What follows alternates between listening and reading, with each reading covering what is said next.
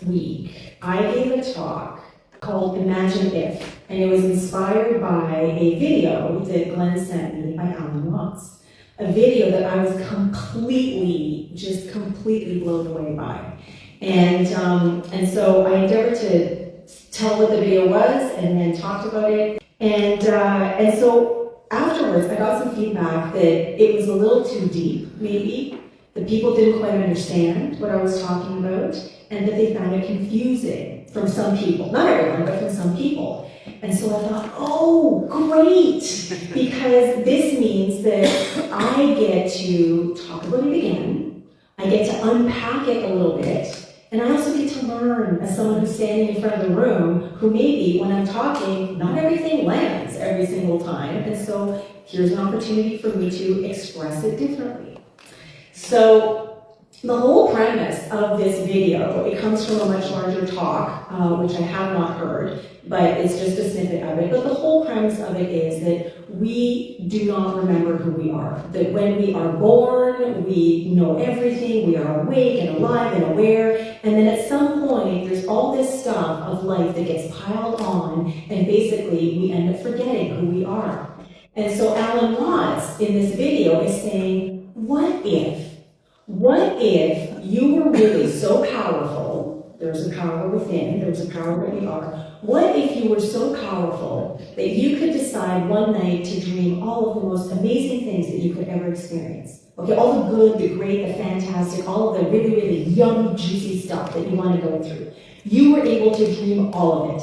And because it was so good and it felt so amazing, you dreamt it a few nights in a row. And then you thought, okay, if I'm that powerful that I can do that, what if I'm so powerful that I can experience, I can make myself dream myself like not so great things?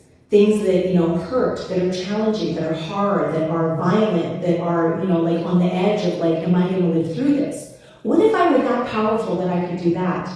And then you do that.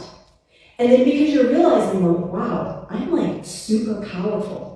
What if I were so powerful that I could actually make myself forget that I'm this all-powerful? And then one day you wake up and you forget. And you don't realize that you've forgotten.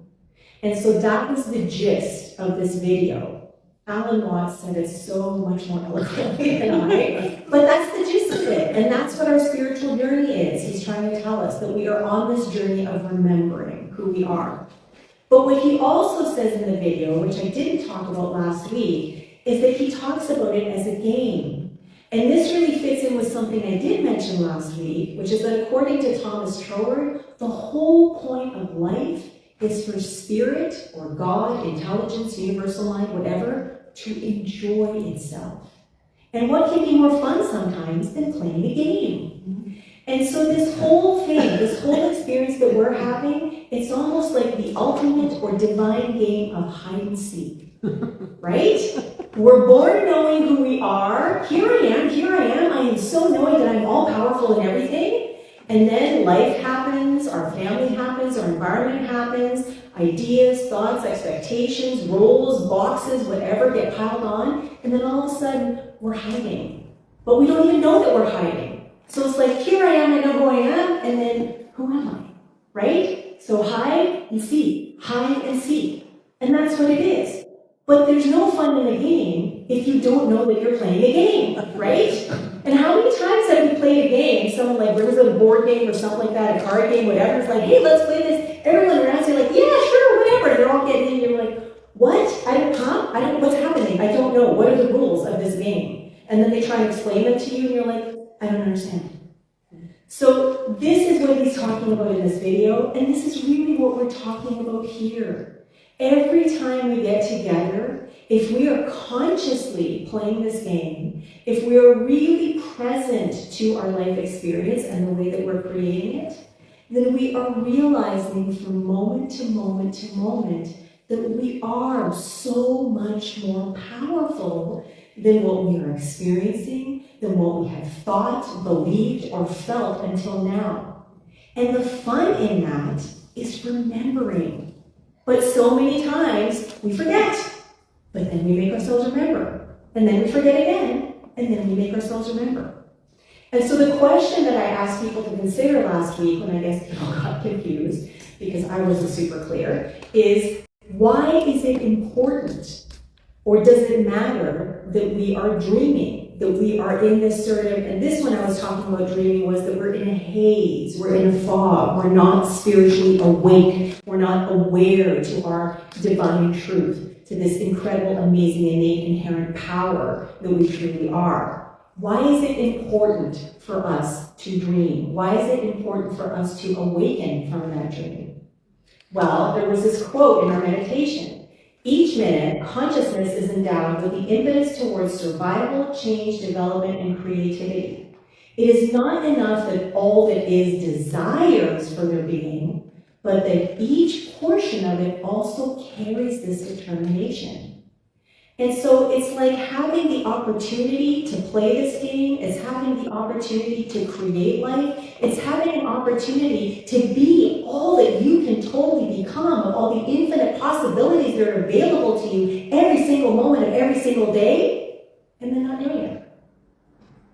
So the reason that we are dreaming ourselves into being, the reason that we are deliberately remembering every awesome miracle, is because it is loaded and coded within our being. It is part of our divine blueprint to want to remember that we are bigger, more powerful, more creative than whatever it is that we have experienced up until now. That's the whole point. And once we realize that these are the rules of the game, then that's when it becomes fun, right? That's when we start looking for ways to wake up, to remember, to activate that incredible, amazing allness, that all that isness in the Seth quote, within our being, that is who and what we are. So that's when we start to meditate. That's when we start to read books about spirituality and self-help. That's when we start coming to communities like this so that we can be around people, like Inez said, to be in this kind of community, to celebrate the love that we truly are. Because when we're around that, knowing that what we focus on expands, then we become more awake to our true nature, right? And that can only improve our lives.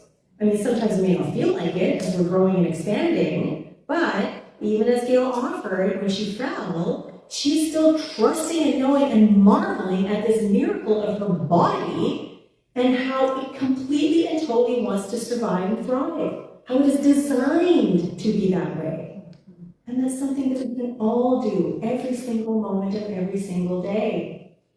And so my question is, we are all playing this game, whether we realize it or not.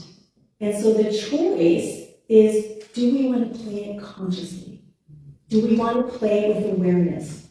Do we want to actually learn what the rules are, whether we read the manual or whether someone else tells us, because some of us are manual readers, some of us are like, no, just show it to me and I'm good, right? But whatever it is, are you choosing to consciously play the game knowing what the rules are? Because when you do, then you're actually creating life by design. You're actually living life intentionally and purposefully. If you're playing the game but don't really know what the game is or what the rules are, then you're just kind of being carried away by the flow, right? And sometimes life feels good and sometimes it doesn't, but you have no idea, why did this happen this way? Why did it happen this way this time? So really it is about being in this incredible, amazing state of awareness that we are all powerful. And so that whole question that Alan Watts is asking in the video, what if you were so powerful that? What if you were so powerful that? Well, it's not a question of what if. You are that powerful. So the question is, are you willing to be that power? Are you willing to embrace it? Are you willing to play the game as that power? Or are you going to keep hiding? Because ultimately it is a game of divine hide and seek. And so going back to our affirmation, every day I dream of me. If we put in Gail's fantastic acronym, every day I deliberately remember every awesome miracle of me. That's what we get to do. That's what the game is about, this divine game of hide and seek. We're constantly looking for ourselves. We're constantly seeking for our true beingness. So what I would love to do is I would love everyone to stand up, and we're going to declare this affirmation this way.